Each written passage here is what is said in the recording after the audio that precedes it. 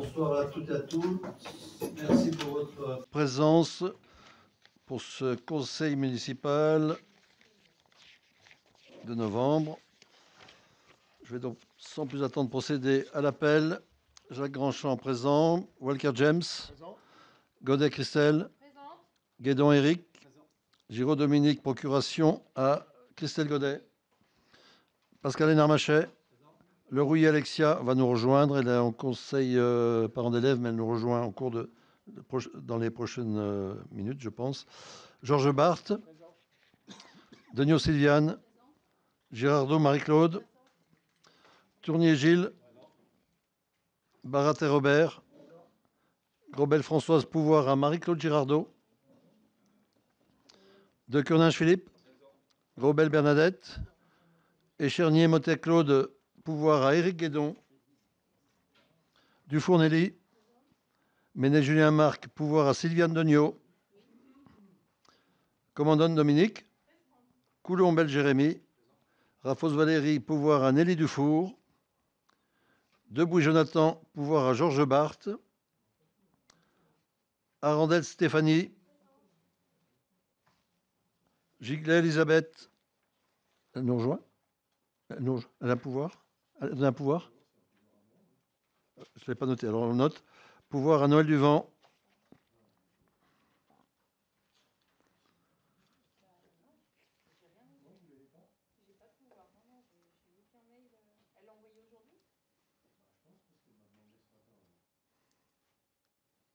On n'a pas de pouvoir.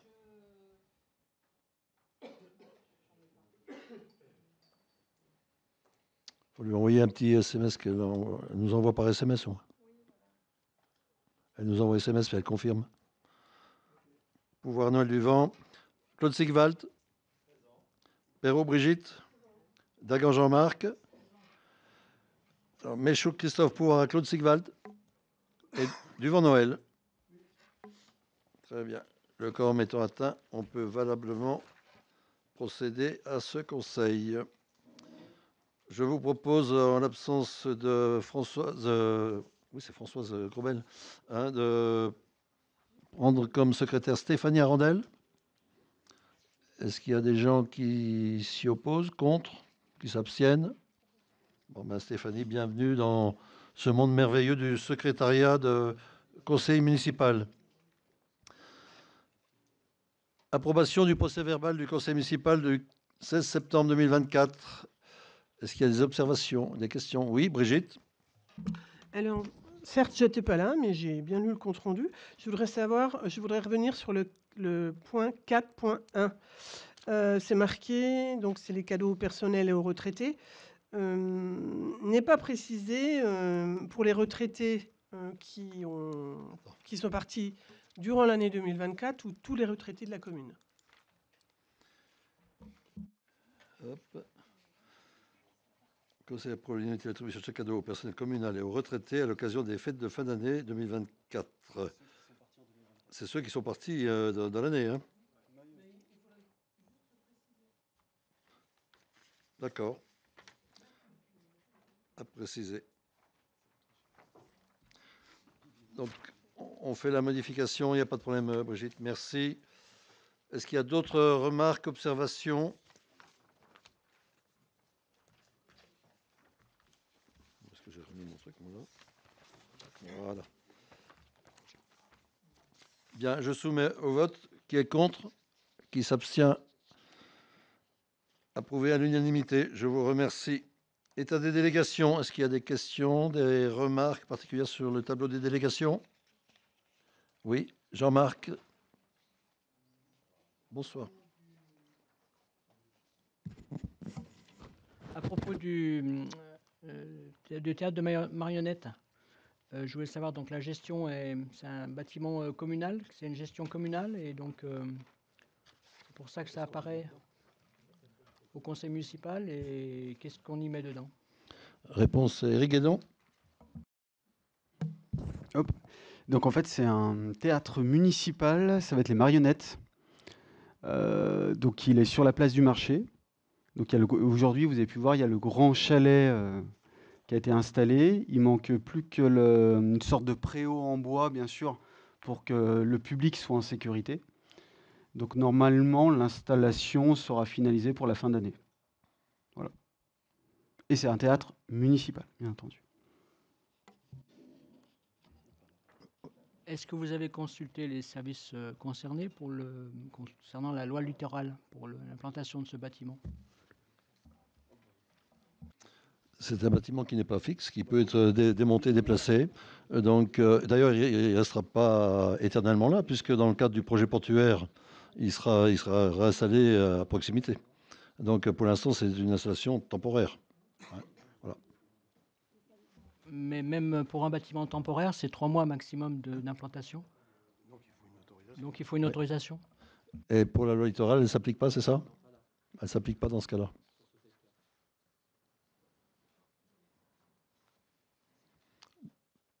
Pas d'autres questions sur les délégations?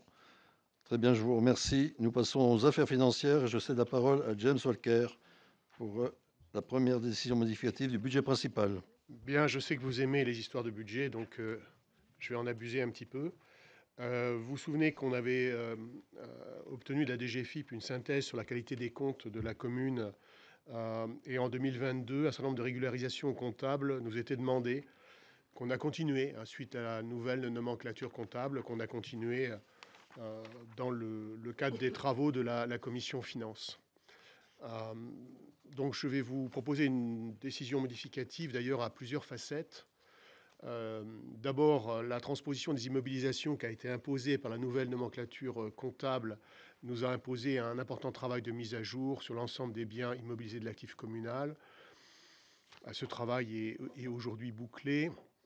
Cependant, il convient, dans la continuité de l'exercice 2024, de corriger les amortissements. En effet, nous sommes sur une logique de prorata temporis avec la M57. Il est donc difficile d'envisager d'amortir dès la mise en place des biens sans une correction, sans une délibération modificative en fin d'année. On achète un bien en juin ou en septembre, ça n'a pas le même impact en termes d'amortissement. Il faut donc que l'on attende la fin d'année pour lancer les amortissements de l'année considérée. Cet amortissement complémentaire prévisionnel s'élèvera à 531 870 € 44 centimes pour l'exercice. Nous avons également fait une réaffectation par opération d'ordre non budgétaire pour des crédits supplémentaires d'un montant de 23 582 € pour les subventions sur les projets d'amortissement. C'était une mauvaise affectation. Il est également nécessaire de procéder à la révision des crédits de paiement et des autorisations de programme qui portent le doux nom de 2023-02 réhabilitation de la mairie et 2023-03 pub sécurisation de la RD 1005, programme EDELIS, par virement de crédit à hauteur de 35 170,87 €. Je précise que le total des deux crédits de paiement ne bouge pas, c'est simplement un glissement d'un crédit de paiement à un autre. Enfin, pour que le budget annexe cimetière puisse financer l'aménagement d'une tranche supplémentaire de 32 caveaux en 2025, on doit dès maintenant prévoir le versement au budget annexe cimetière de nouvelles avances de trésorerie remboursables à hauteur de 23 839 € et renoncer pour 2024 au remboursement partiel de l'avance de trésorerie que nous avions budgété à l'origine à 81 509 €. Vous avez tous ces éléments qui sont détaillés dans les pièces qui vont être envoyées pour préparer le conseil. Et on reviendra sur cette tranche supplémentaire qui nous est imposée malheureusement par le rythme des sessions de caveau. Monsieur le maire. Très bien. Est-ce qu'il y a des questions, des remarques? S'il n'y a pas de questions, je soumets au vote. Qui est contre? Qui s'abstient? Adopté à l'unanimité. Je vous remercie. On passe à la suivante, James. C'est la révision. Pardon. C'est la révision des autorisations de programme et crédits de paiement du budget principal. On est dans la droit fil de ce qu'on vient de voir déjà. Je vous rappelle que les autorisations de programme constituent la limite supérieure des dépenses qui peuvent être engagées pour le financement des investissements. Elles sont valables sans limitation de durée jusqu'à leur annulation. nous sommes dans le cadre de ces deux autorisations de programme au doux nom que j'évoquais tout à l'heure, 2023-02 réhabilitation de la mairie et 2023-03 pub sécurisation de la 1005. Nous avons un échéancier pluriannuel pour chaque autorisation de programme qui est composé de crédits de paiement et qui a été délibéré le 27 mars 2023, révisé le 19 décembre 2023 et le 2 avril 2024. L'exécution du budget 2024 requiert la révision du montant de ces deux autorisations de programme et des crédits de paiement. C'est ce qu'on évoquait tout à l'heure. Je vous rappelle qu'il n'y a pas d'augmentation du total des crédits de paiement concernés par ces deux opérations. Pour la réhabilitation de la mairie, sur 1 100 000, on a 291 000 qui ont été couverts par le FCTVA et les subventions. Et pour la sécurisation de la RD 1005, le fameux PUP 2023-03, sur 564 000 euros, seulement 37 000 euros ont été supportés par la mairie. Le reste, c'est le FCTVA et les subventions qui ont été très importantes pour ce programme, 435 000 euros. Le détail figure dans le dossier en page 7. Monsieur le maire. Des remarques, des questions? Je soumets au vote. Qui est contre? Qui s'abstient? Adopté à l'unanimité. Je vous remercie.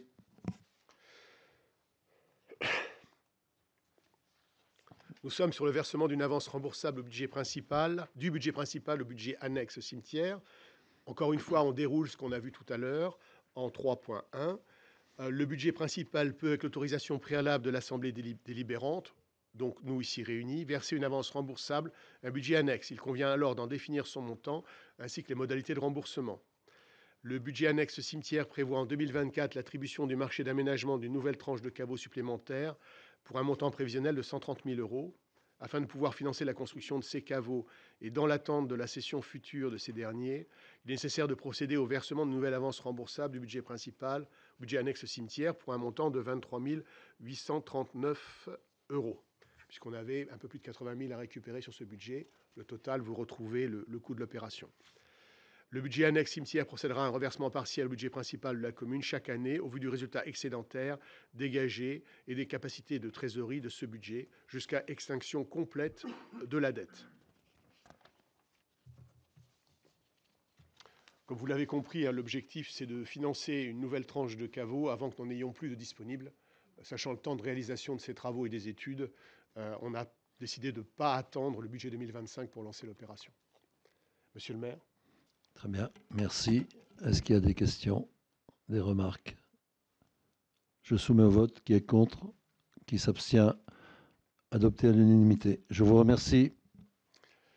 Alors nous sommes maintenant sur le remboursement de frais du budget principal au budget annexe cimetière.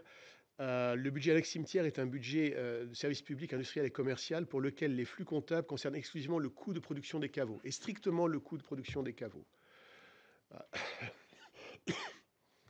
Toutes les autres charges ou produits en lien avec le cimetière doivent être supportés par le budget principal. Par erreur, le budget annexe cimetière a supporté à tort l'intégralité des travaux à l'aménagement d'une allée du cimetière. En fait, il y a eu un seul marché qui a été passé pour l'allée et pour les caveaux. Donc, les services comptables ont pris le marché et ils ont passé l'allée qui n'avait pas à passer sur le budget cimetière, mais sur le budget général.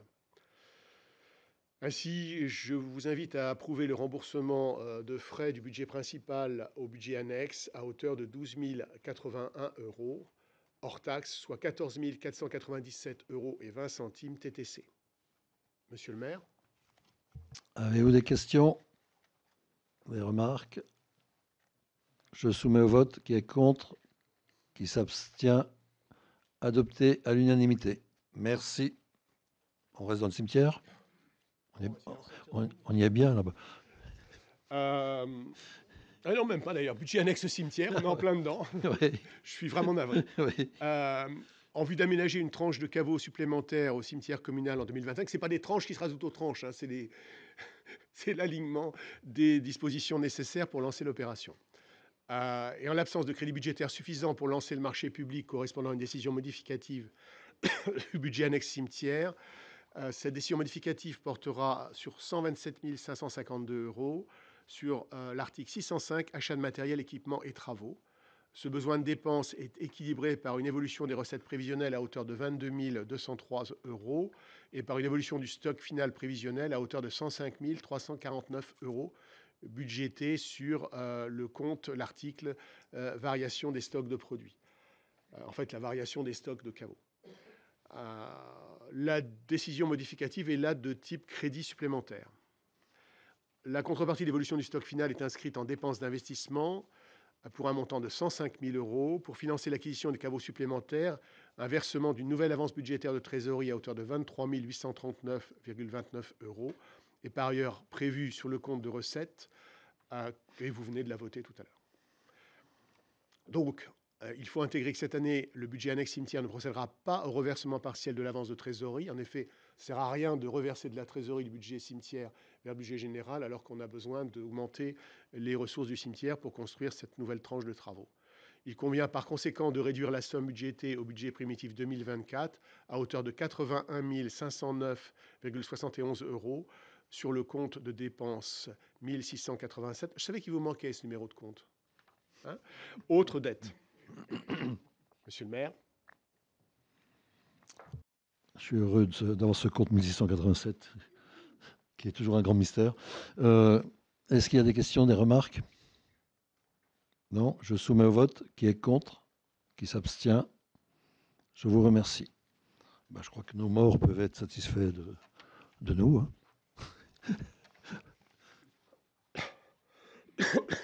Les créances éteintes, puisqu'on parle de morts. C'est un choix de construire les caveaux par avance, c'est un choix de la commune pour permettre aux familles dans leur deuil de trouver facilement une solution plutôt que de devoir faire construire un caveau, mettre un caveau supplémentaire. Donc c'est un choix de commune, rien ne nous y oblige, mais c'est une politique qu'on a repris et qu'on a décidé de continuer, je crois, d'un commun accord tous. Admission en créances éteintes, budget principal. Eh bien, comme tous les ans, le recouvrement des créances détenues par la commune relève de la compétence du comptable public, qui effectue toutes les diligences utiles pour mettre en force l'ensemble des voies d'exécution. Les créances sont déclarées irrécouvrables lorsque ces procédures n'ont pas pu aboutir au paiement des créances. Dans le cas des créances éteintes, l'extension de la créance est prononcée dans le cadre d'une procédure de rétablissement personnel sans liquidation judiciaire pour les particuliers, ou dans le cadre de la clôture d'une procédure de liquidation judiciaire pour insuffisance d'actifs pour les professionnels. La créance éteinte s'impose à la commune, donc on n'a guère le choix, et au comptable public lorsque aucune action de recouvrement n'est possible. L'irrécouvrabilité se traduit par l'inscription en dépense d'une somme égale au montant des créances concernées. Elle permet également de constater qu'il n'y aura pas a priori d'encaissement de trésorerie d'une recette déjà comptabilisée. À la suite des jugements pour clôture pour insuffisance d'actifs et sur demande du comptable public, le conseil municipal est invité à mettre en créance éteinte un montant total de 1 120,66 € sur le budget principal. Vous avez le détail dans les dossiers, mais je pense que c'est des détails qui sont pas à relever ici. Monsieur le maire. Est-ce qu'il y a des commentaires, des questions? Je soumets au vote. Qui est contre? Qui s'abstient? Adopté à l'unanimité. Je vous remercie. Et là, je vais reprendre la main pour deux subventions exceptionnelles de suite. La première, donc, attribution d'une subvention exceptionnelle à l'UNC 74, donc l'Union nationale des combattants. L'association UNC 74 sollicite l'attribution d'une subvention de 1 040 €, subvention exceptionnelle, pour financer une partie de la manifestation qui a eu lieu cette année à l'occasion de son 50e anniversaire. Bon, l'UNC 74 participe évidemment activement à la vie communale, en particulier à toutes les cérémonies patriotiques organisées par la commune. Elle regroupe un certain nombre d'anciens combattants. On a encore des anciens combattants d'Algérie. Après maintenant, c'est des anciens combattants plutôt d'OPEX qu'on voit. C'est important. Donc, je rajoute que cette subvention est inscrite au budget dès le début de l'année et qu'elle aurait dû être versée. Xavier Deconge, président de l'association, m'a rappelé à juste titre qu'il n'avait rien vu venir. Donc, effectivement, c'est passé à travers la raquette. Et là, je voudrais qu'on régularise par cette délibération, cette attribution, bien sûr. Est-ce qu'il y a des questions, des commentaires? Je soumets au vote. Qui est contre? Qui s'abstient? Adopté à l'unanimité. Subvention suivante, subvention exceptionnelle pour l'amicale du personnel. Alors, l'association amicale du personnel, la mairie de Publier, a été créée en 1989. Alors, son but, comme dans toutes les associations de ce type, dans toutes les collectivités, c'est de créer des liens entre les adhérents actifs et retraités de la mairie, d'organiser des activités culturelles et de loisirs. C'est important aussi pour nos retraités de la commune. J'en ai vu quelques-uns, ils m'ont dit on aimerait bien retrouver le lien parce qu'une fois qu'on est parti, on est parti. Donc effectivement, c'est important.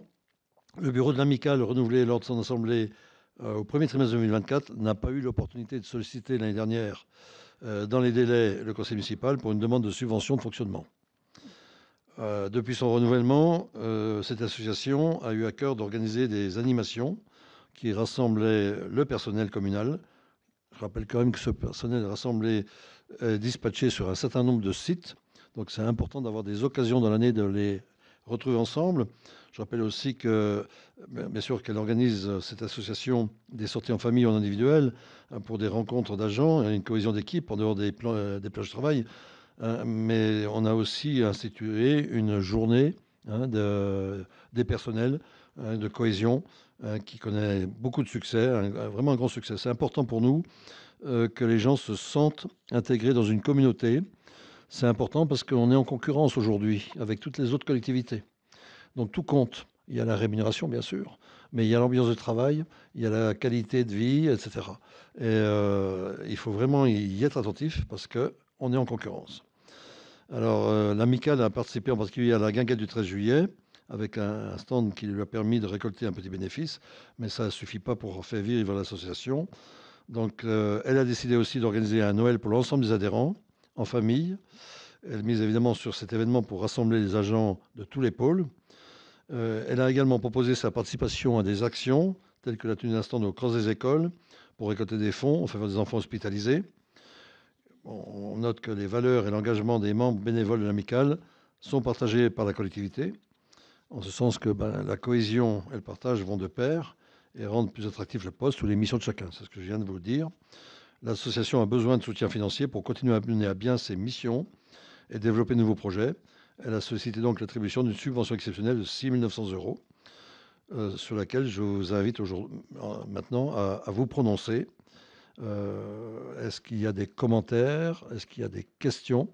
Ouais, Claude? toute petite question. En fait, cette subvention, elle correspond à un projet particulier ou c'est simplement par rapport à ce que vous avez dit jusqu'à présent? Alors, les différentes missions oui. C'est pour financer les projets qui n'avaient pas été prévus l'année dernière. Cette année, elle va faire sa demande, comme toutes les associations, dans un cadre réglementaire en temps et en heure, avec des projets qu'elle présentera pour financer. Donc on va dire que là, on est reparti sur une nouvelle association. Parce que l'association, elle végétait depuis de nombreuses années déjà. Donc il fallait vraiment la redynamiser. Donc c'était pas gagné. Maintenant, aujourd'hui, elle tourne. Oui. Noël, oui. Oui, vous dites c'est une association, donc c'est une association, donc on paye une cotisation. Oui. Quel est le montant de la cotisation? Le montant de la cotisation, 20 €. C'est 20 € la cotisation. Bah, je pense que ouais. Bon, là aussi, on peut peut-être faire augmenter la cotisation.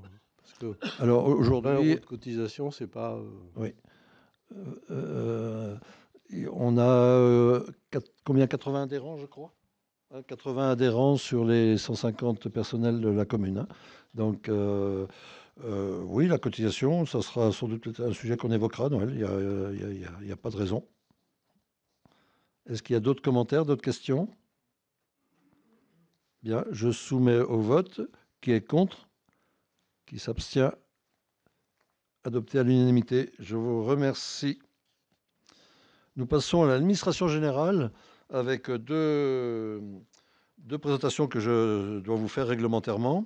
D'abord, c'est le rapport d'activité, comme chaque année, le rapport d'activité de l'intercommunalité. Alors, ces deux documents, il y a le rapport d'activité de l'intercommunalité et puis il y a le rapport de la Chambre régionale des comptes sur l'intercommunalité. Bon, c'est deux gros pavés de plus de 100 pages, donc je vais essayer de vous les synthétiser. Le bilan de 2023 de la CCPVA. Donc, la CPVA s'est engagée dans un certain nombre de domaines particuliers. D'abord, celui de la communication, Bon, alors évidemment, avec les rendez-vous institutionnels, hein, il y a eu donc 9 conseils communautaires dans l'année, 41 réunions de bureau, 6 conférences des maires, et la CPVA a produit 206 délibérations. Elle a développé aussi ses sites Facebook et LinkedIn, avec 1885 abonnés Facebook et 1414 abonnés à LinkedIn. L'autre gros chantier qui a été initié sur la CPVA, ça rejoint un peu ce que je disais tout à l'heure sur l'association chez nous, hein, c'est la qualité de vie au travail. Tout le monde est confronté à la même chose. Comment améliorer la qualité de vie des personnels, des agents dans les collectivités. Donc un certain nombre d'échanges, de groupes de travail, de journées de cohésion, avec beaucoup de travail aussi sur l'amélioration de la sécurité des agents. Donc aujourd'hui, la CCPVA, c'est quand même 148 agents. Hein, donc c'est assez impressionnant parce que ça a plus que doublé. On l'évoquera tout à l'heure à l'occasion du rapport de la Cour des comptes. Alors ils se répartissent en 26 catégories A, 22 catégories B et 108 catégories C. Catégorie C, donc des agents d'exécution. Autre sujet qui fait un peu l'ADN de la CPVA, c'est la transition écologique. Donc avec le label climat, air, énergie. Donc nous avons obtenu 2 étoiles. J'aurais dit que c'était insuffisant. Il en fallait au moins 4. Donc, mais tout ce qu'on fait dans les communes concourt à ce que fait la CPVA aussi. Et ce que je disais à la CPVA, je pense qu'on ne prend pas assez en compte ce qui est réalisé dans les communes et que l'Interco ne connaît pas forcément. Et je trouve que c'est dommage qu'ils se privent de ça parce que je pense qu'on pourrait obtenir davantage d'étoiles pour ce label. Mais c'est un bon premier début.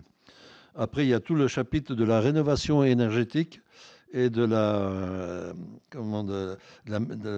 maîtrise de nos énergies. Ça, c'est un sujet qui s'applique à tout le monde, hein, compte tenu de la rigueur économique que nous connaissons. Donc, avec un gros travail d'accompagnement des communes et des ménages. Pas que des communes, mais des ménages aussi. C'est aussi l'exploitation en direct du méthaniseur, un sujet aussi passionnant, hein, et qu'on reverra avec le rapport de la Cour des comptes. Hein, avec, donc, vous le savez, on a pris en exploitation en régie, mais de façon provisoire, ce méthaniseur. L'objectif étant d'en améliorer le fonctionnement dans la perspective de sa vente. Hein, donc on est aujourd'hui clairement engagé dans une perspective de vente de ce méthaniseur. C'est d'ailleurs une des recommandations de la Cour régionale des comptes. Et enfin, dans le domaine de l'économie circulaire, un travail important fait sur le recyclage, la valorisation des fournitures scolaires. Je rappelle aussi qu'on a la remise et on a nous à Amphion Chablais-Assertion. Hein, donc ça fait partie des bonnes pratiques. À la fois on fait du social, mais aussi on réhabilite, on requalifie du matériel. C'est autant de déchets en moins. C'est aussi la réhabilitation des bureaux du siège et l'installation définitive de la CPVA dans ses murs. Ça a été un peu laborieux, mais cette fois, ça y est, la CPVA est complètement dans ses murs. Ça, c'est pour le bilan global. Après, quelles sont les ressources de l'intercommunalité? Les taxes, évidemment, directes locales, la vente des produits liés aux prestations de la CPVA, l'eau, l'assainissement, le portage des repas, les transports scolaires. Ce sont les dotations et subventions. Alors en 2023, qu'est-ce qui a caractérisé les ressources financières de CPVA? D'abord, c'est une nette augmentation de la fiscalité locale. C'est aussi la réalisation d'un plan pluriannuel d'investissement et de fonctionnement. C'est indispensable aujourd'hui. On ne peut plus gérer une collectivité de cette dimension sans avoir une planification. C'est aussi le début de l'élaboration d'un pacte financier et fiscal qui, on l'espère, verra le jour d'ici la fin de l'année. C'est un des prochains travaux avec celui de la mutualisation. La partie plutôt plus financière, le compte administratif. En fonctionnement, la CPVA a dépensé 65,6 millions d'euros et a engrangé 76,2 millions d'euros de recettes. Donc elle est plutôt bénéficiaire en fonctionnement. Par contre, elle est déficitaire en investissement, puisqu'elle a dépensé 37,47 millions d'euros pour des ressources de 33,97 millions d'euros. Bon, je rappelle que la CPVA, c'est un budget principal et c'est 7 budgets annexes, les déchets, la mobilité, l'eau, l'assainissement, la méthanisation, la zone d'activité économique, les zones d'activité économique et les bâtiments d'activité économique. Donc, ça correspond aux compétences, hormis sans doute la méthanisation, qui est évidemment pas dans les compétences spécifiques d'une intercommunalité. L'endettement, le ratio de désendettement était de 5,8 au 31 octobre. Bon, là aussi, il s'est un peu aggravé, mais on n'est pas encore dans la zone rouge, puisque la ligne rouge à ne pas dépasser, c'est 12 ans. Hein, donc on est à 5,8. Et pour fin 2023, hein, le capital restant dû était de 36,87 millions d'euros. Voilà quelques chiffres les plus significatifs, je ne vais pas tout redétailler. Autre point d'effort de la CCPVA en 2023, la modernisation de l'administration. Donc il y a eu un gros travail de remise à niveau de l'ensemble du système d'information. Donc il y avait beaucoup de carences dans les logiciels, dans la sécurité aussi, et dans les applications métiers. Alors le logiciel financier, qui était le plus sensible, le logiciel de signature électronique, l'hébergement à distance des applications privilégiées. En particulier, vous savez qu'avec le télétravail, maintenant, il faut sécuriser les échanges. Hein. C'est les applications métiers sur toutes les compétences, en particulier l'eau, l'assainissement. En particulier, il a fallu prévoir la télégestion progressive pour l'eau. Si vous allez maintenant sur le site de l'eau, je crois que ça s'est beaucoup amélioré. Au début, les 2 premières années, on a essuyé les plâtres. Hein. C'était pas évident. Ça commence à se sentir. Et puis, c'est une application harmonisée aussi du système d'information générale du SIG. Hein, le SIG va revenir là aussi à la fin de l'année sur le devant de la scène, hein, pour que je pense que c'est intéressant d'adhérer globalement à ce SIG, hein, de façon à ce qu'on ait une uniformisation des informations. Après, autre point d'effort, c'est dans le domaine juridique. Donc il y a eu des dossiers juridiques assez lourds quand même, avec en particulier la résiliation anticipée de la concession de Terragro. C'était la société qui avait été choisie par Danone pour le méthaniseur, avec le succès qu'on sait. Hein, c'était une gestion qui était quand même juste catastrophique. Hein, et malheureusement, on y a laissé des plumes, hein, puisque la résiliation, on n'a pas retrouvé tout ce qu'on aurait pu en espérer. C'est aussi la sortie donc de la zone d'activité économique de Montigny, où là aussi on était engagé dans une espèce de pot de pu et financier économique, vraiment où tout avait été réuni, avec donc une faillite, hein, du promoteur russe. Hein, et le pire, c'est que la CCPVA a été mise en cause là-dessus, alors que nous sommes victimes. Nous sommes des victimes comme les autres participants à cette aventure. Donc on est arrivé, à force de négociations quand même, ça a pris presque 2 ans, à obtenir des meilleures garanties de remboursement des assurances, ce qui fait que la copropriété qui a été créée, à laquelle d'ailleurs moi je participe en tant que représentant de la CCPVA jusqu'à présent, hein, s'y retrouve, même si la plupart ils laissent des plumes. Hein. Donc, mais on a mis un terme à ce sujet quand même qui était très compliqué.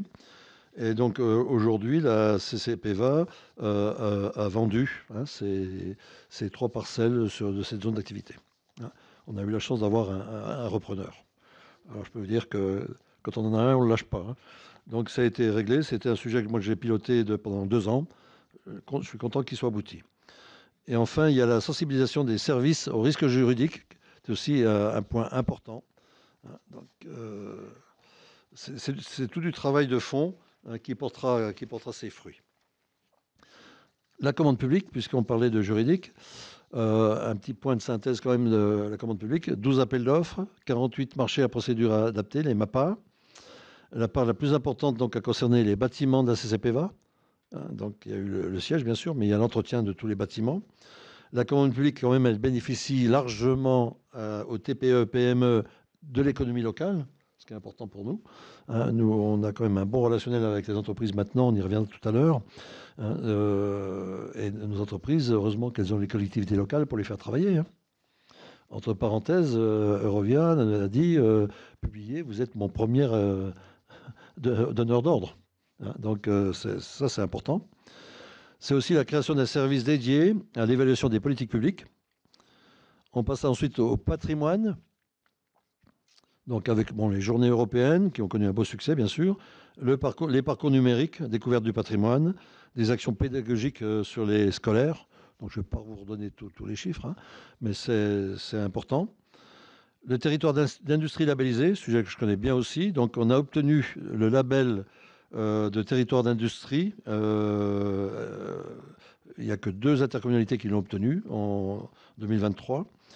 On l'a obtenu grâce à qui? Grâce aux Eaux d'Évian et aux Papeteries du Léman, qui ont été hyper réactifs. On a pu boucler le dossier en moins d'1 semaine. C'est-à-dire que ça a été à l'arrache, mais on l'a eu. Donc il s'agit donc dans ce dispositif d'accompagner les entreprises dans la transition écologique et énergétique, bien sûr. C'est de mobiliser le foncier industriel et puis c'est aussi de lever les freins de recrutement. Donc aujourd'hui, cette démarche territoire d'industrie, la mayonnaise est en train de prendre. Hein, donc on a fait le dispositif entrer dans la boucle qui vient de se mettre en place. On a plus de 20 entreprises qui ont adhéré. Donc c'est important parce que c'est des lieux d'échange. Donc les entreprises ont des relations maintenant avec les élus, autre que ce qu'on avait dit moi au départ, on voit les élus que pour la kermesse de fin d'année. Là aujourd'hui, on est vraiment dans un partenariat. Et moi je leur dis, mais nous aussi, les maires, nous sommes des entrepreneurs. Moi j'ai 150 employés.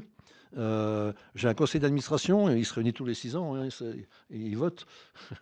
Donc c'est les électeurs. Hein, j'ai des comptes à rendre.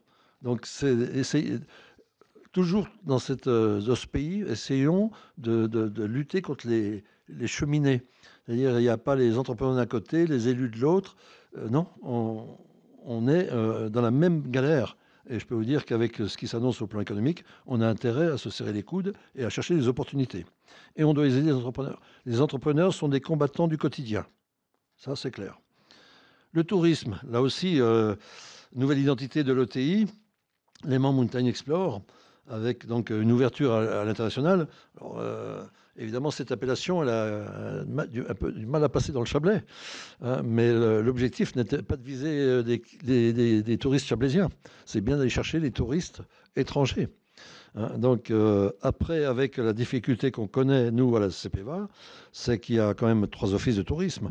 Donc, il y a Châtel et Évian qui vivent leur vie, et puis il y a l'OTI. Donc, l'OTI qui est un peu qui se sent un peu le parent pauvre, hein, dans cette affaire, hein, et qui a beaucoup de mal à trouver son identité.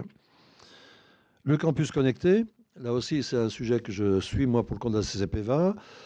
C'est une structure qui a démarré il y a maintenant 2 ans, on entre dans la 3e année.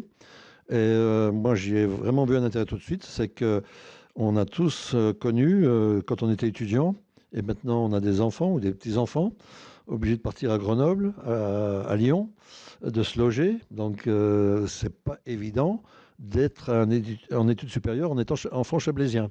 Donc, ce campus connecté offre un tiers-lieu d'accueil, hein, pour des étudiants, niveau bac plus, bien sûr, universitaire, hein, pour poursuivre, faire une partie de leurs enseignements à distance. Donc c'est vraiment une démarche vertueuse. Et la mayonnaise est en train de prendre, puisque nous sommes aujourd'hui à 17 inscrits, alors que nous sommes plafonnés à 20. Hein, donc on trouve notre rythme de croisière. Et je pense qu'il faudra le faire mieux connaître, encore beaucoup de travail à faire. En particulier, il faut que... Alors, c'est quand même paradoxal, c'est avec l'éducation nationale qu'on a le plus de mal à faire connaître le campus connecté.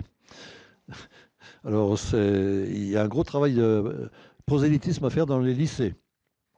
Autre point important, la solidarité.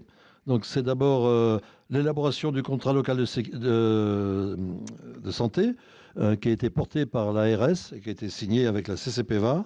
Bon, il s'agit de construire donc un projet de santé adapté aux spécificités du territoire. Là aussi, vous savez, comme on le sait tous, hein, la demande qu'il y a aujourd'hui dans le domaine de la santé, quoi. Qu'il s'agisse des maisons de santé, qu'il s'agisse des EHPAD, qu'il s'agisse d'implantation de pharmacies, de dentistes, etc. C'est la galère.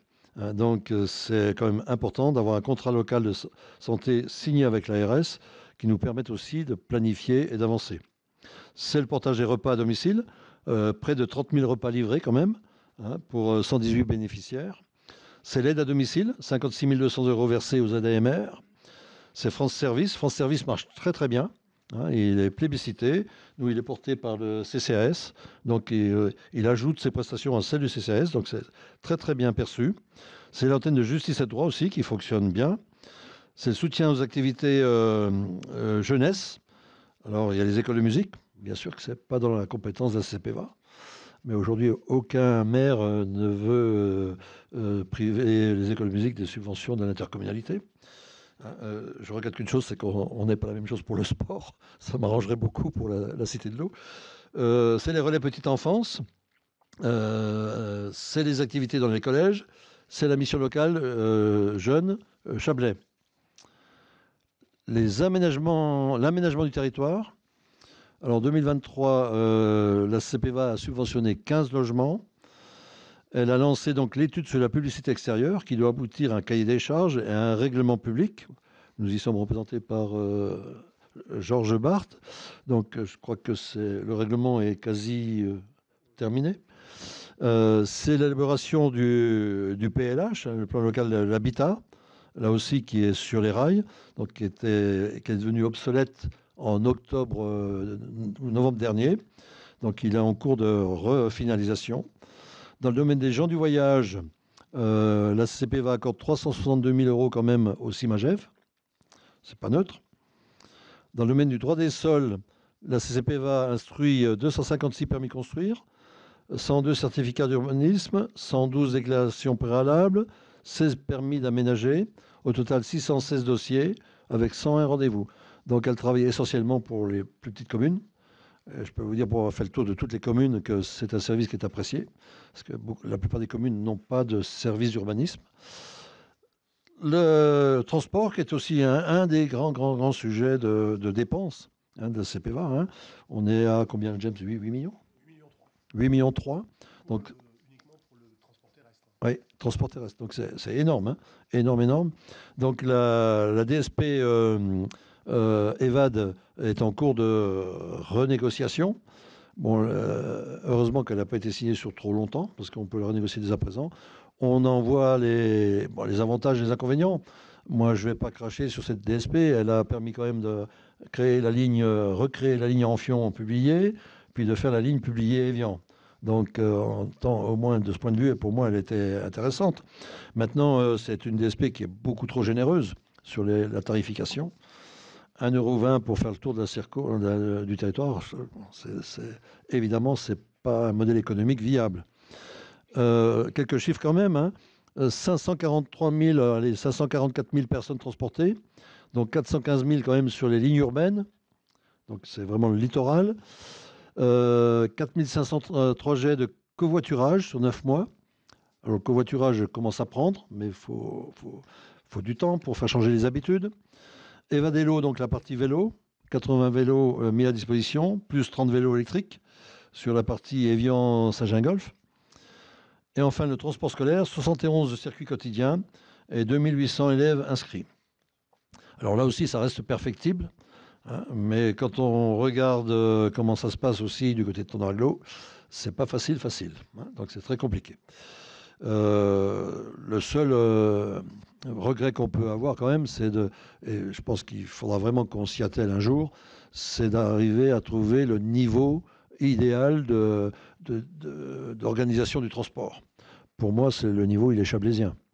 Donc aujourd'hui, si vous voulez aller de Évian à Douvaine, vous allez avoir 3 tarifs, vous allez prendre 3 billets. Donc là aussi, ça ne fonctionne pas. Donc il faudrait arriver à quelque chose de beaucoup plus étendu. La préservation du territoire, avec la sensibilisation des publics scolaires. Bon, là, il y a toujours un bon travail fait par la CPVA sur le scolaire. Hein.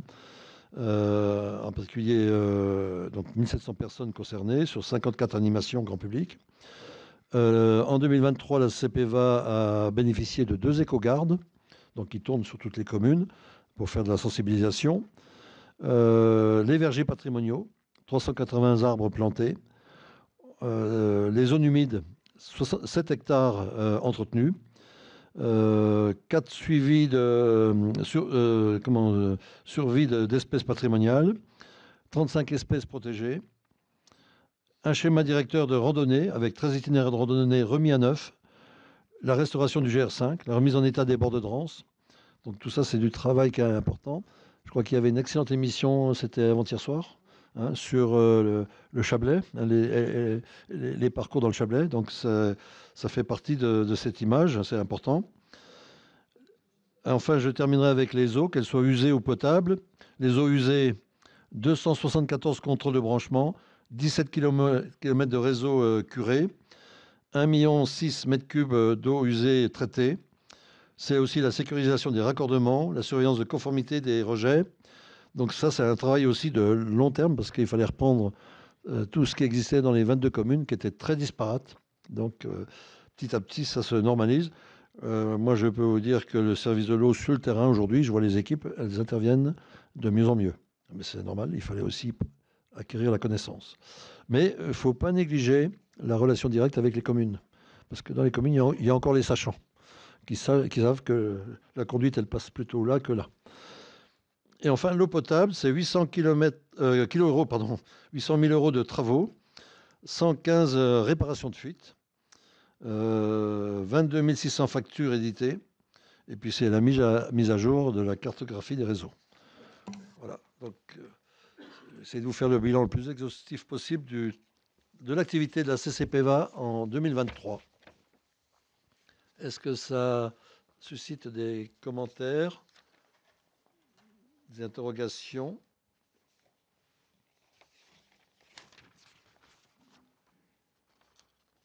S'il n'y a pas de questions, je soumets ce rapport à votre vote. Qui est contre?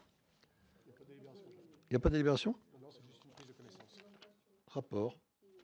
Alors, qu'est-ce que c'est que ça? Bien, eh bien écoutez, je prends acte que vous avez pris connaissance et qu'il n'y a pas eu d'intervention particulière dans le débat. Donc on procédera de la même façon pour le suivant. Le rapport de la Chambre régionale des comptes sur la gestion de la CPEVA. Alors là aussi, un gros pavé. Donc on va se limiter à l'essentiel des conclusions. Hein. Ce rapport devait d'abord être communiqué au conseil communautaire, ce qui est tout à fait normal. Hein, et on le reprend après dans les conseils municipaux hein, pour vous en faire la présentation. Alors, je remets de l'ordre dans mes documents. Oui, juste là. Merci. Donc, la Chambre régionale des comptes Auvergne-Rhône-Alpes a procédé au contrôle des comptes et de la gestion de la communauté de communes Pays d'Évian Val d'Abondance pour la période de 2017 à ce jour. Elle n'avait jamais fait l'objet d'un contrôle de la Chambre. La CPEVA, c'est normal, c'était une interco assez récente. La communauté de communes de Pays d'Évian Val d'Abondance donc, a été créée au 1er janvier 2017 par la fusion de 2 communautés de communes préexistantes, celle du Val d'Abondance et celle du Pays d'Évian. Malgré une certaine cohérence avec l'agglomération de Thonon, notamment en matière de bassin de vie, d'aménagement, de transport ou pour les questions transfrontalières, les deux territoires sont peu intégrés. C'est des sujets qu'on a évoqués à l'occasion de nos péripéties de retrait adhésion il y a 2 ans. La CCPEVA est un établissement moyennement intégré, essentiellement tourné vers la gestion des services publics, l'eau, l'assainissement, les déchets, les transports. Il y a peu de mutualisation de services avec les communes. Alors ça, je peux le prendre pour moi parce que je suis vice-président en charge des mutualisations. Et le schéma de mutualisation donc, devrait être présenté au prochain conseil communautaire de décembre. Mais ça demande du temps parce qu'il a fallu faire le tour des 22 communes. Et pour mettre d'ailleurs en concordance 22 communes, c'est un long travail. Alors, quels sont les principaux points que soulève la Chambre régionale des comptes? D'abord, c'est une situation financière devenue fragile, alors que la situation financière était très bonne jusqu'en 2021. Plusieurs décisions l'ont rapidement dégradée à partir de 2022. C'est d'abord la hausse importante du niveau des coûts du service de transport urbain, ce que j'évoquais tout à l'heure. On est passé quand même à plus de 8 millions. une augmentation importante des effectifs, on a pratiquement doublé les effectifs, et une révision à la hausse du montant de l'attribution de compensation reversée à la commune de Publier. Ça, j'y reviendrai un petit peu après. Ces décisions ont été prises sans anticipation ni projection de leur impact dans la durée et sont appelées à peser durablement sur la situation financière de la communauté. Si la hausse des taux d'imposition, qu'il s'agisse de la taxe d'habitation, sur le foncier bâti ou le versement mobilité, a permis d'assurer un équilibre du budget 2023, ce budget il reste fragile compte tenu de la dynamique des charges, d'autant que les excédents reportés des années antérieures sont pratiquement inexistants aujourd'hui. Donc la CPVA doit rapidement engager une réflexion approfondie sur ses dépenses, s'interroger plus largement sur ses domaines d'intervention et les subventions versées, en tenant compte également des aides en nature. Le financement de nouveaux investissements apparaît également problématique dans l'immédiat. La CPVA doit aussi rester attentive à l'entretien dans la durée de son patrimoine, ne pas pérenniser une situation de sous-investissement chronique. Il apparaît nécessaire d'adopter une prospective financière comportant des engagements précis et chiffrés, d'évolution des recettes et des dépenses, permettant de restaurer durablement une capacité d'autofinancement soutenable et assurant un niveau minimal d'investissement. Donc ça, c'est sur le fameux le pacte financier sur lequel on est en train de travailler aussi, qui devrait aboutir à la fin de l'année. Donc vous voyez qu'il y a pas mal de recommandations qui sont déjà en cours de réflexion et de finalisation.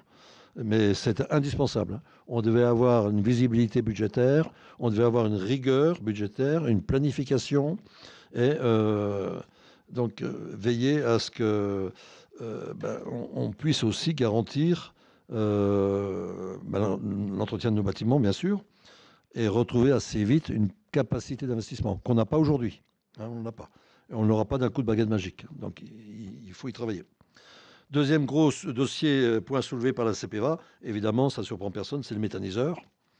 Donc un méthaniseur coûteux, dont les conditions d'exploitation sont à revoir. Donc la CPVA a supporté des charges importantes qui sont liées au dysfonctionnement structurel d'un méthaniseur. Ce méthaniseur a été créé en 2017. Il avait pour objet de contribuer à préserver les eaux de l'impluvium des eaux minérales d'Évian. Il avait aussi vocation à traiter les effluents d'élevage avant épandage, donc ce qui était quand même une belle aubaine pour les agriculteurs du plateau. Alors qu'il devait être équilibré financièrement par la production associée de méthane, celle-ci n'a représenté au final qu'à peine la moitié de l'objectif, nécessitant un soutien de la CPVA annuel de l'ordre de 500 000 € quand même. Donc, et cette année, c'est encore beaucoup plus, puisqu'on l'a pris en régie. Si le coût d'investissement était partagé entre plusieurs parties prenantes, les parties prenantes, c'était Danone, la CCPVA et la SICA, les agriculteurs. Au final, c'est la CCPVA qui est le seul responsable de son exploitation. Et donc cette exploitation, comme cela a été évoqué, elle a été très négative, en fait très peu professionnelle, ce qui fait que des dysfonctionnements n'ont jamais permis de produire le méthane qui aurait permis d'équilibrer les comptes. Donc à ce jour, le retour à l'équilibre financier du méthane n'apparaît possible qu'au prix de nouveaux investissements. Donc on est de l'ordre de 1 à 6 millions d'euros quand même d'investissement. Donc, et dans tous les cas, il faut qu'on ait une autre régulation des intrants, un traité. On est plombé avec ce méthaniseur à cause des appellations protégées, que ce soit le fromage d'abondance ou l'autre, donc ou le reblochon. Donc, ce qui fait qu'on ne peut pas mettre des intrants qu'on met dans les autres méthaniseurs ailleurs. Mais aujourd'hui, un méthaniseur ne peut pas fonctionner qu'avec la production locale. Il y a des périodes, on va dire, de vaches maigres, de vaches grasses. Ben, quand c'est des vaches maigres, il faut aller chercher les produits ailleurs. Et puis, il faut travailler la qualité des produits. Le lisier porcin est absolument nul. C'est de la flotte. Donc ça ne produit pas du méthane. Il y a la qualité du fumier aussi. L'épandage. Le fumier, quand vous le laissez 15 jours dans la nature, il a perdu plus de la moitié de sa capacité méthanogène. Donc après, vous le mettez dans les cuves, mais il faut aller remettre du liquide et puis il faut injecter du gaz pour le réchauffer, ce qui fait que le gaz que vous deviez produire, il sert à réchauffer le fumier qui n'a pas été traité en temps et en heure. Donc c'est un cercle vicieux.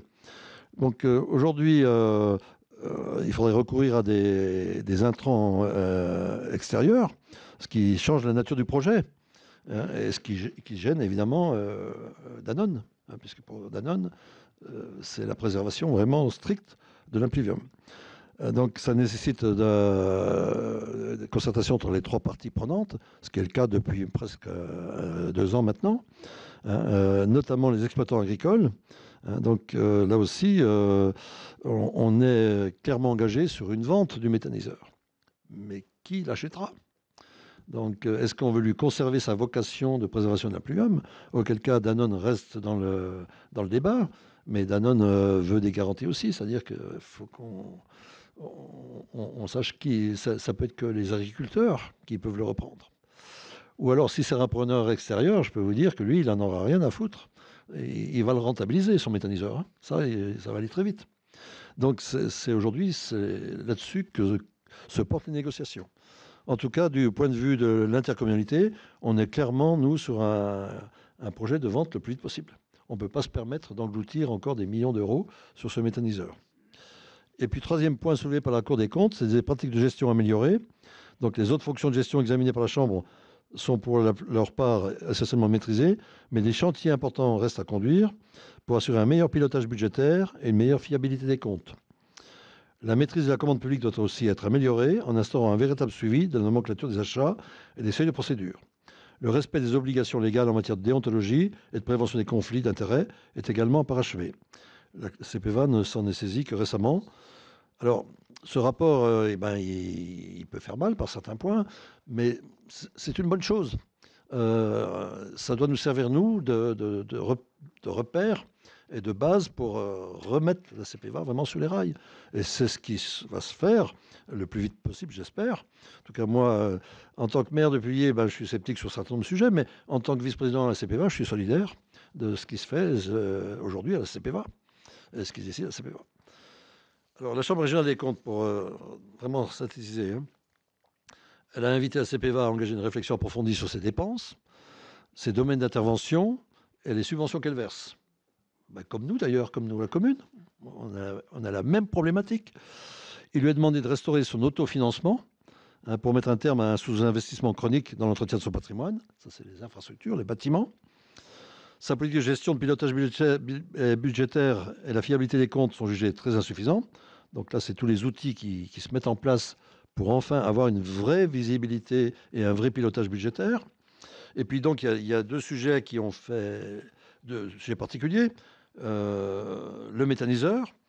Donc la CRC demande à ne pas écarter l'hypothèse d'un arrêt d'activité si une bascule au privé s'avérait impossible.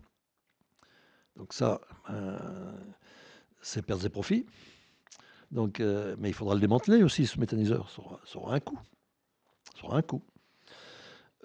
C'est aussi la gestion de la mobilité, la prise en charge des déficits de transport lacustre et l'augmentation des coûts de transport terrestre. Donc, on est passé à plus de 4 millions de transport terrestre. Donc là, la renégociation de la DSP transport public qui est en cours va nous amener à corriger un certain nombre d'erreurs qu'on découvre au fil de l'eau aussi. C'est en pratiquant qu'on voit que ce qui pouvait être séduisant au départ, finalement, ne l'est pas. Après, vous pensez que des lignes pouvaient être rentables, elles ne le sont pas. Mais il y a des lignes qui ne sont pas rentables, mais vous ne pouvez pas les supprimer, parce que vous privez des gens de services, en particulier dans les vallées. Bon. Après, moi, la nouvelle DSP, je pense qu'il faut distinguer. Il y a 2 types de transport. Il y a le transport urbain, c'est tout le littoral, qui répond à une logique. Et puis il y a le transport des vallées, qui est une autre logique. Puis il y a le troisième transport, c'est le transport scolaire. Celui-ci, il faut l'assurer. Donc il faut examiner la nouvelle DSP au travers de ces 3 prismes-là. Puis l'application de la règle de la pénultième année pour justifier l'augmentation de notre attribution de compensation, elle est mentionnée, mais la CPVA n'a pas dit que c'était injustifié.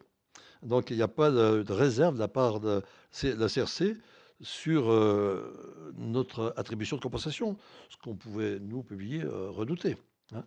L'augmentation des charges de gestion de la CPVA entre 2017 et 2022, elle a progressé de 85%.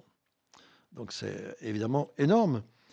Donc elle invite évidemment la CPVA, la CRC invite la CPVA à limiter la hausse des effectifs, surtout des effectifs qui ne sont pas liés aux compétences. Bon. Donc c'est un travail qui va demander un petit peu de temps aussi. C'est pas facile. Que maintenant on est à tant d'effectifs. Réduire les effectifs, c'est jamais facile. Donc, mais il faut reconsidérer à partir aussi des compétences. Et puis, comment, c'est ce point qui est particulier, c'est qu'on a des effectifs qui ne correspondent pas à des compétences. Hein. Donc, on a beaucoup d'effectifs qui sont sur des postes de chargé de mission, mais chargé d'études, etc. Ben, je pense qu'il faut qu'on limite les études maintenant, puis qu'on se concentre sur le cœur de métier de l'intercommunalité.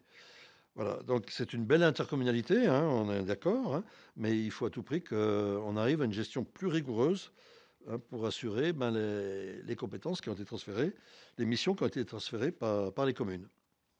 Voilà, je voulais être le plus exhaustif possible.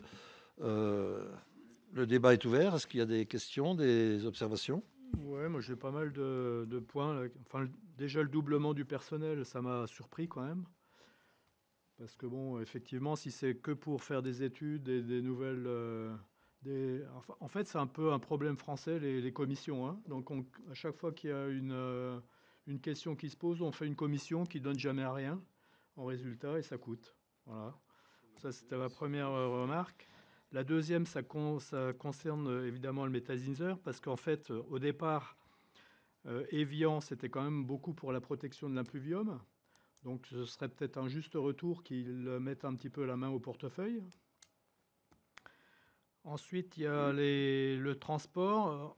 Vous parliez du transport terrestre, les 4 millions, mais est-ce qu'il y a une subvention au transport lacustre? Alors ça, c'est un autre sujet. Parce que bon, le Oui. transport lacustre, il bénéficie quand même qu'aux frontaliers quasiment. Donc c'est quand même une population qui est déjà bien rémunérée et à qui en fait on participe, la communauté participe pour donner de l'argent pour ce transport lacustre. Ouais. Voilà, c'est... Vieux serpent de mer, hein, le monopole de la CGN, ben, il est sur la table, hein. Je pense que, mais là aussi, il faut que l'État fasse son travail, hein. C'est une négociation d'État à État aussi. C'est important. C'est pas la CPVA qui va pouvoir elle seule négocier la nouvelle convention avec la CGN. Et la ligne Évian-Lausanne est bénéficiaire. La ligne Thonon-Lausanne est déficitaire. Donc c'est des réalités, ça. Donc là aussi, il y a une répartition entre Thonon-Aglo et la CPVA. Cette répartition n'est pas susceptible d'être revue. La CPVA ne pourrait pas donner plus alors que sa ligne est bénéficiaire, et Thonon moins alors que sa ligne est déficitaire. Voilà, il y a ce débat franco-français, puis après il y a le débat avec la CGN, le monopole de la CGN. Bon. Et ça, je crois que ça fait très longtemps que les collectivités locales attendent que l'État tape du poing sur la table. Donc, tu as raison de soulever le problème, mais ce n'est pas de la responsabilité de la CPVA, là aussi. On en est victime. Est-ce qu'il y a d'autres remarques particulières? Bien, s'il n'y a pas d'autres remarques, je déclare que le rapport a été présenté et a suscité donc un petit dialogue à la suite. Merci de votre attention. Je donne la parole à Pascal Hénard-Machet pour économie circulaire, entrer dans la boucle. Il va tout nous dire sur entrer dans la boucle, Pascal. Oui, merci, bonjour. Bonsoir à tous. Donc, l'entrée dans la boucle avec toutes les entreprises, essentiellement sur la zone du Carteret, ce qui nous concerne, mais qui va ensuite se diriger aussi vers Thonon-Aglo, en théorie, mais c'est encore en attente, puisqu'on est encore aux prémices un petit peu de tout le lancement. Le lancement officiel a été fait le 4 octobre, donc maintenant il y a des réflexions et rencontres des entreprises qui va se présenter. Conscient des enjeux que représente l'économie circulaire pour favoriser de nouveaux usages de la ressource locale, diminuer les coûts de traitement des déchets et développer des opportunités d'activité locale, la CCPVA, en partenariat avec le pôle métropolitain du Genevois français, initie un dispositif d'écologie industrielle et territoriale reposant sur la proximité et la mise en relation des acteurs au sein de la zone d'activité économique d'intérêt communautaire. Pour mener cette animation, la CCPVA, maître d'ouvrage de l'opération, s'entoure d'un groupement d'intervenants spécialisés dans l'économie circulaire et les synergies interentreprises. constitué par Circulaire, Nymphéa, Colibri et Upsilo.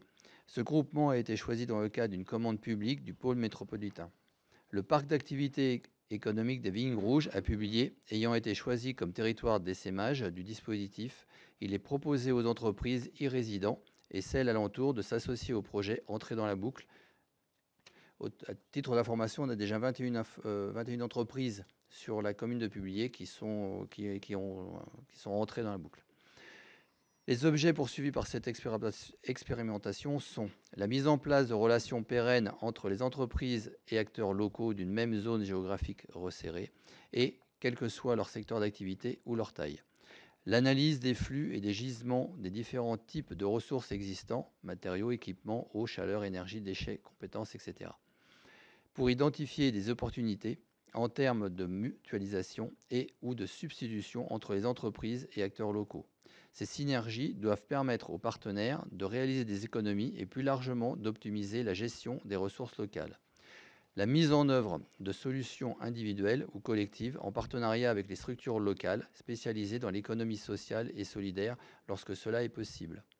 L'identification des facteurs clés du succès et d'essaimage une fois le dispositif mis en place au sein de la ou des zones d'activité économique concernées. Il convient de préciser que les collectivités territoriales partenaires sont exonérées de participation financière. Le conseil municipal est invité à approuver ce contrat de participation au projet Économie circulaire Entrée dans la boucle, parc d'activité économique des Vignes Rouges à publier sur les territoires de la CCPVA et à autoriser monsieur le maire à le signer. Est-ce que vous avez des questions? Est-ce que c'est suffisamment clair pour vous? Alors, il y a 2 collectivités territoriales qui sont entrées dans la boucle, c'est Publier et Évian. Donc, parce que, évidemment, c'est nous qui avons le plus fort relationnel avec les entreprises. Et puis, on peut avoir des projets communs qui justifieraient de ce dispositif et qui nous permettraient d'obtenir des subventions. Parce que c'est quand même ça aussi l'enjeu. Et puis, encore une fois, c'est une démarche vertueuse parce que les chefs d'entreprise sont toujours la tête dans le guidon. Hein. Donc, ils n'ont pas trop le temps, eux, d'aller chercher les subventions, d'aller au contact des différentes structures, hein, que ce soit les structures consulaires, que ce soit autre chose. Et donc, là, c'est le rôle des élus d'animer tout ça. Est-ce qu'il y a des commentaires ou pas? Questions? Je soumets... Oui. Oui, Jean-Marc. Juste une petite question, excuse-moi. Pascal, tu as dit qu'il y avait donc un certain nombre d'entreprises qui avaient adhéré. Oui. Sur combien d'entreprises en tout? Alors, pardon, sur le nombre d'entreprises, ça concerne toute la CCPA, donc on va jusqu'au Braco, enfin comme à droite à gauche. Chez nous, enfin sur notre secteur, on a 21 entreprises, donc je peux vous les citer si vous voulez, celles qui ont répondu favorablement pour l'instant. On est limité à une vingtaine. Donc, Tonon Aglo n'est pas encore arrivé à la vingtaine. Vongy Voilà. n'est pas rentré encore. Ouais. Donc, nous, on a été hyper réactifs. On a les 20. Et, on y est allé de façon convaincante, je pense. Ils n'ont pas trop... mais aujourd'hui, ils se disent, oui, on a bien fait. Et on a eu un rassemblement il y a quoi? Il y a un peu moins de 3 semaines. 3 semaines où il y avait le Grand Genève qui était là aussi. Donc, on voit que maintenant, tout s'étend là, hein, et ça fait tache d'huile. Hein. Et c'est important parce que, vous le savez, hein, on a cette fameuse zone d'activité là, avec celle de Vongy, et le pont de la Concorde qu'il faudra faire entre les deux.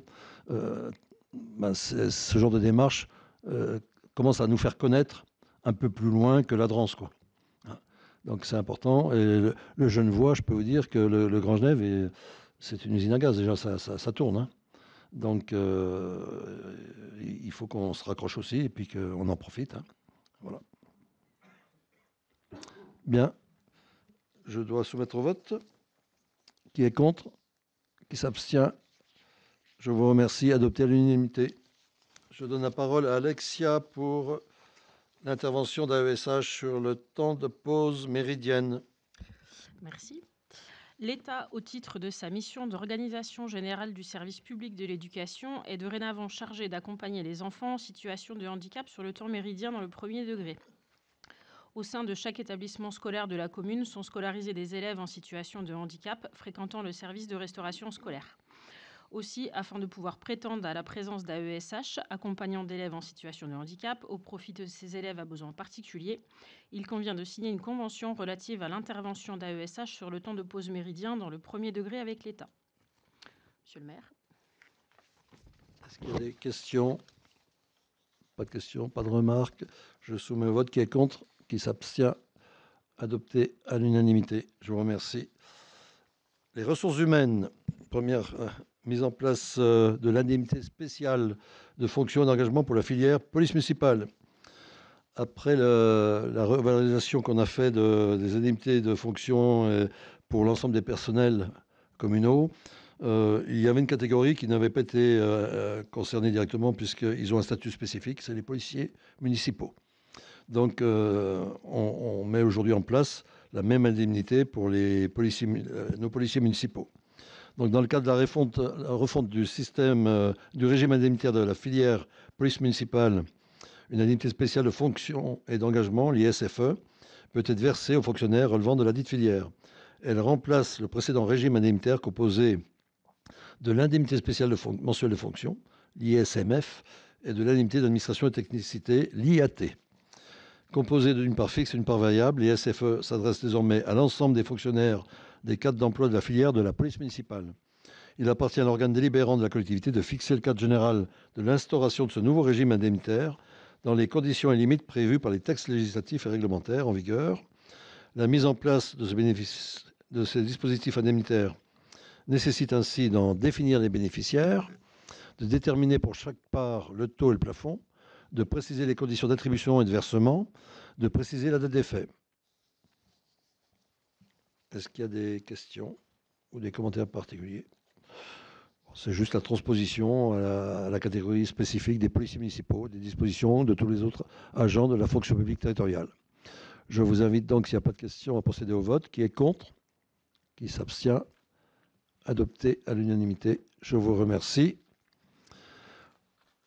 Décision suivante, modification du tableau des emplois. Alors, ça concerne le service d'entretien des bâtiments, qui est de plus en plus sollicité, parce qu'on a de plus en plus d'infrastructures à entretenir.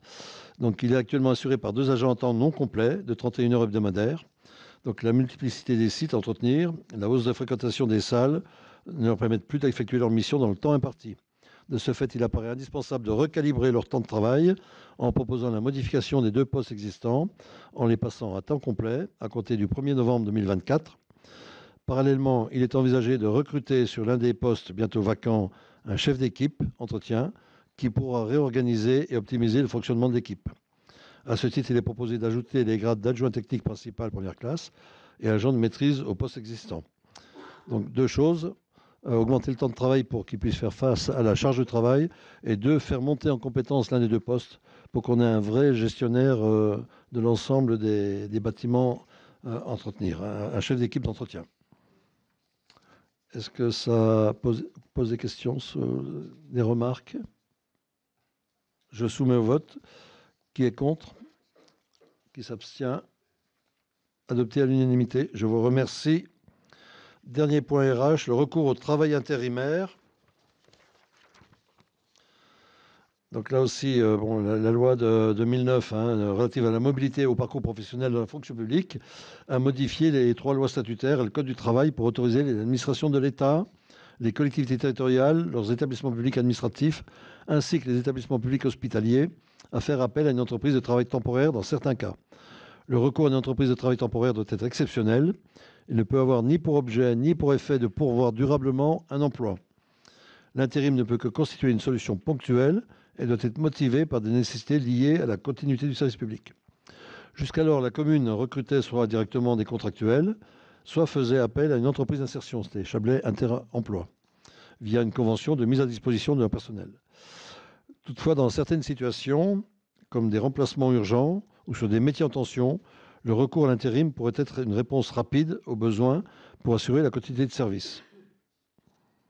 Le conseil municipal est invité à autoriser le recours au travail intérimaire dans les conditions prévues par les textes et précisées dans la note de synthèse.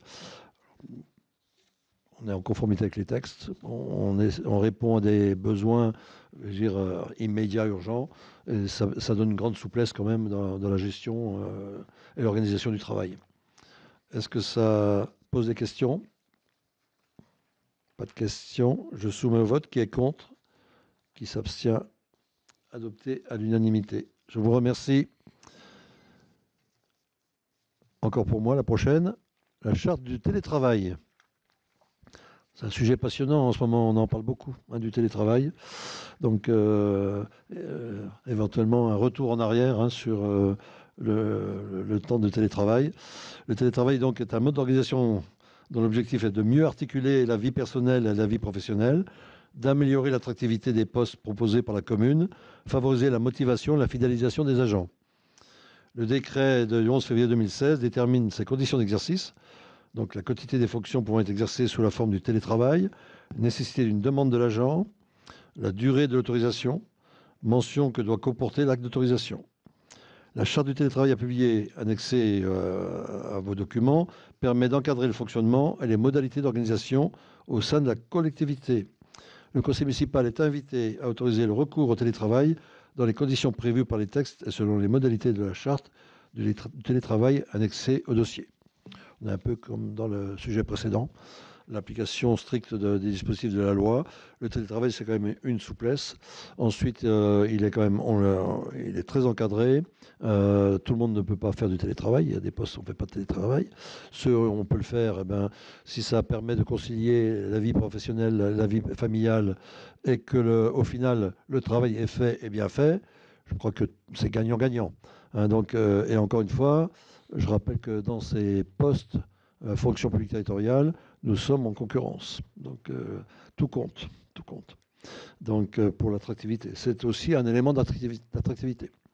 Maintenant, vous avez le débat de société aujourd'hui sur le télétravail. Le télétravail ne doit pas tuer non plus les relations humaines. Donc, de temps en temps, il faut aussi que les gens se retrouvent dans l'entreprise pour quand même avoir un peu ce relationnel. Est-ce qu'il y a des questions? Oui, Brigitte? Combien de personnes sont concernées sur notre commune? Alors, réponse par la DGS.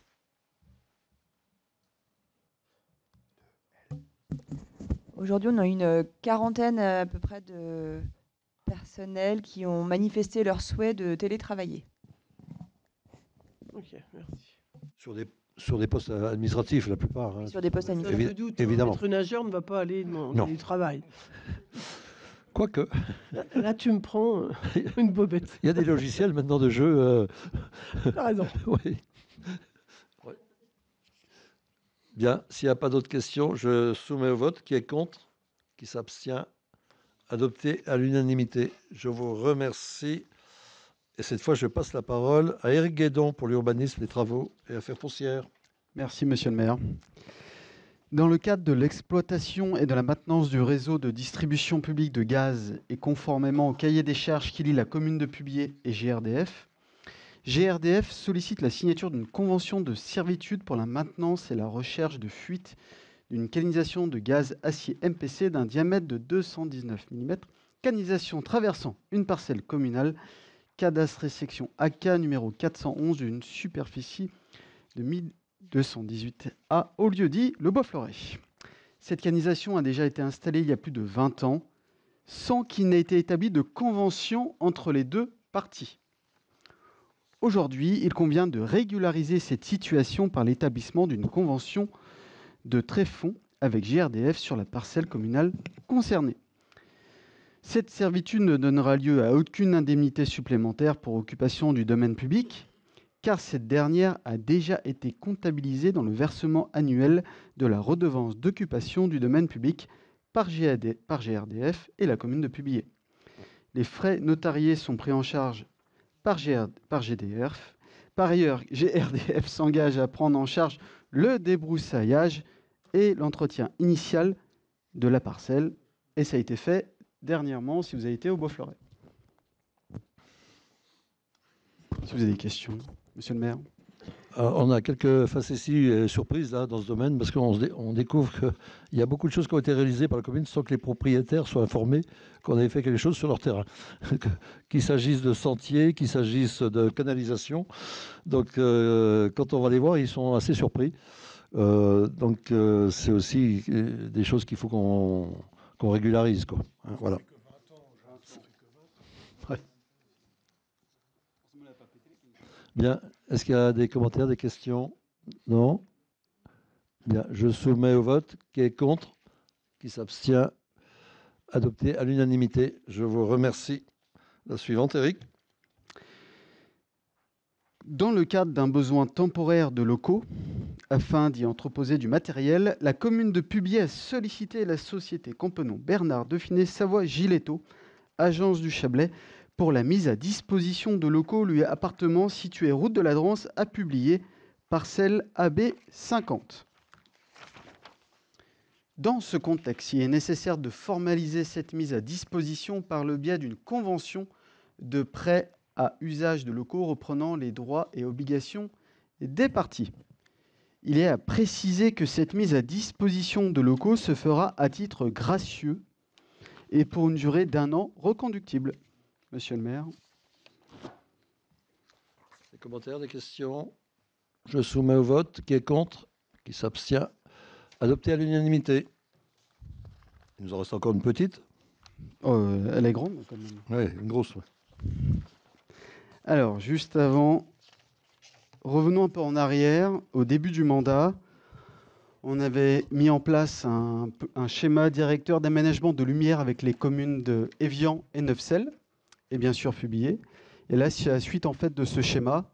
Maintenant, on doit mettre à niveau, à jour, tout notre plan d'éclairage. Le patrimoine d'éclairage sur la commune de Publier, c'est environ 54 km de voies éclairées, dont 23 km en aérien, 72 armoires de commande. Il y a plus de 1668 foyers lumineux. Donc, nous avons beaucoup de travail. Et nous commençons dès l'année prochaine. Donc, la commune a établi en lien avec le SIAN un schéma directeur de modernisation de son éclairage public, le SDAL. Dans ce cadre, le SIAN propose de hiérarchiser les secteurs d'intervention.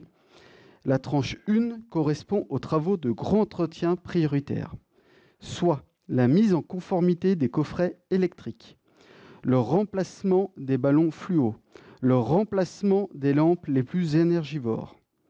Le SIAN participe au financement de l'opération selon les modalités suivantes.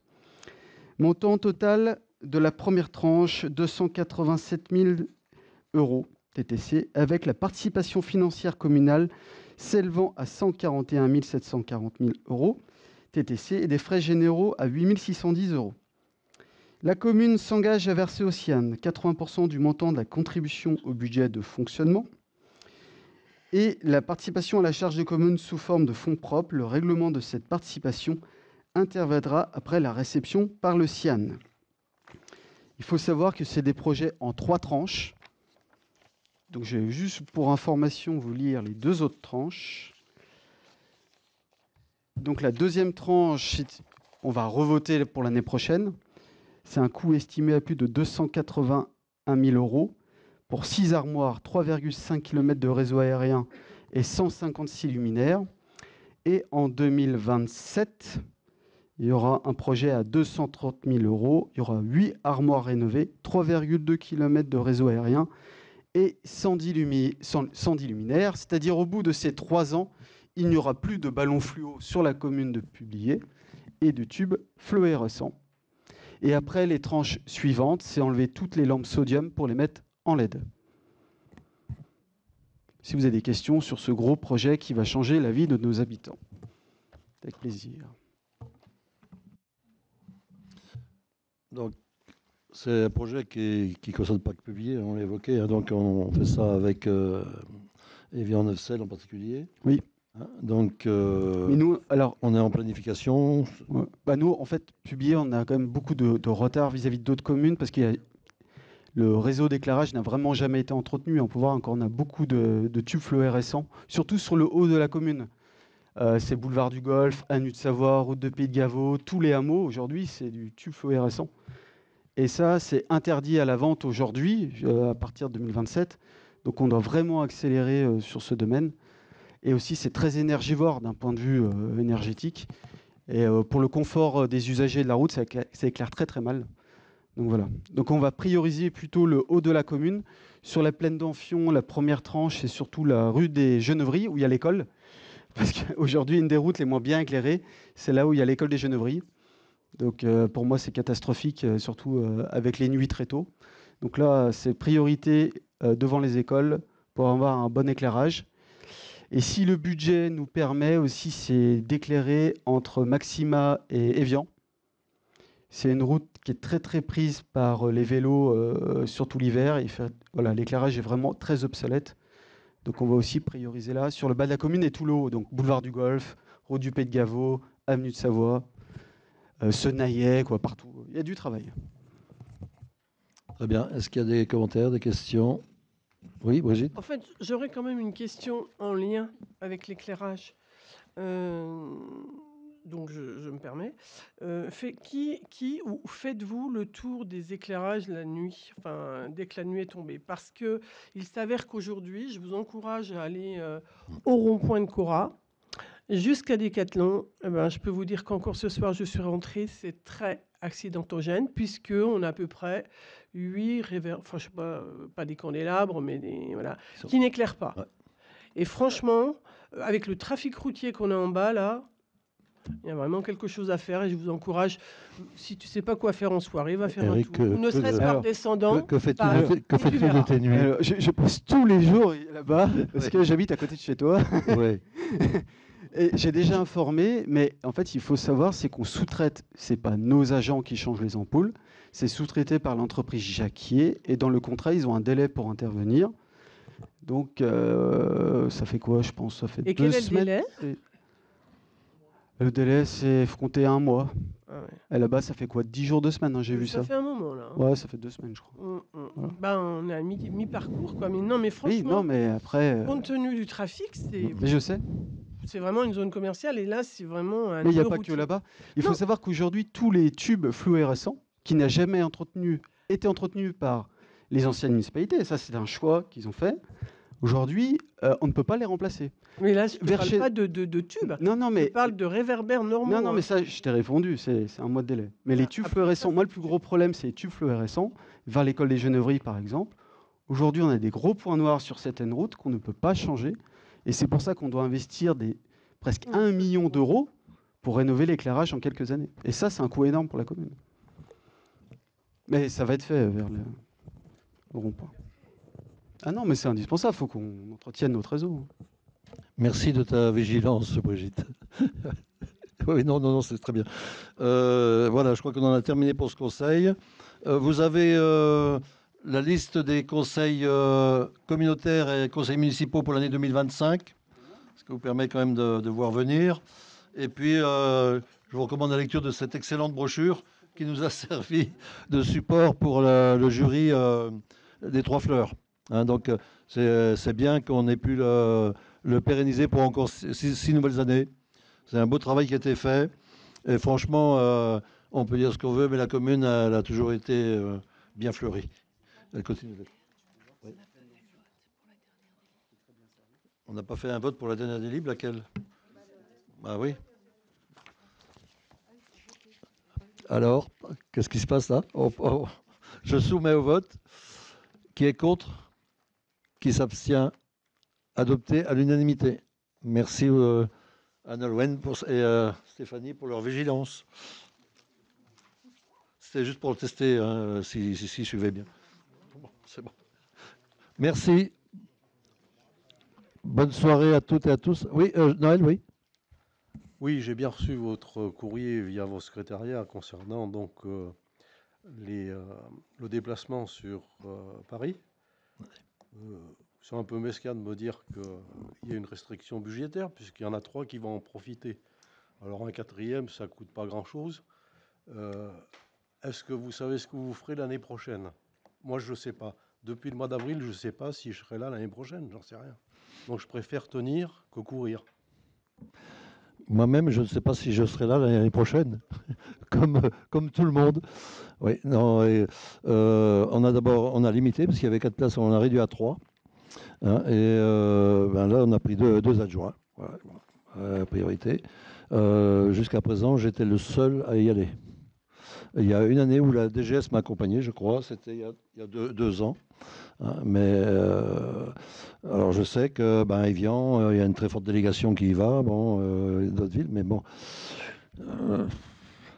Hein oui. On a répondu qu'on examinerait pour l'an prochain, Noël. Merci. Bonne soirée à toutes et à tous, et puis à très bientôt pour de nouvelles aventures.